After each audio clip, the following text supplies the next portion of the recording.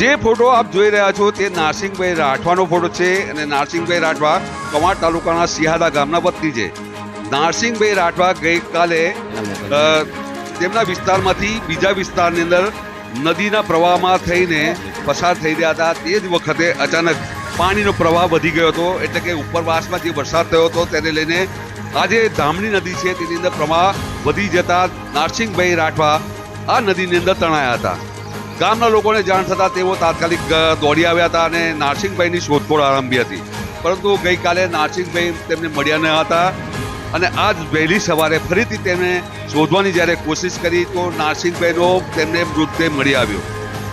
ઉલ્લેખનીય છે કે ગઈ સાલ પણ એક વૃદ્ધનું તણાઈ જવાથી આ વિસ્તારની અંદર તેમનું મોત નીપજ્યું હતું. તેનું કારણ એ છે કે આ સિહાદા ગામ છે, સિહાદા ગામ બે વિસ્તારમાં વહેંચાયેલું છે.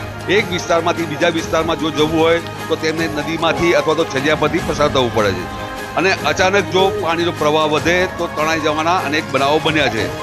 ગામના લોકો બસ એક માંગ કરી રહ્યા છે કે આ જે છલિયું છે તેની જગ્યાએ એક બ્રિજ બનાવી આપવામાં આવે તો આ જે વારંવાર જે ઘટનાઓ બની રહી છે તે ઘટના ન બને અને લોકોના જીવ ના જાય.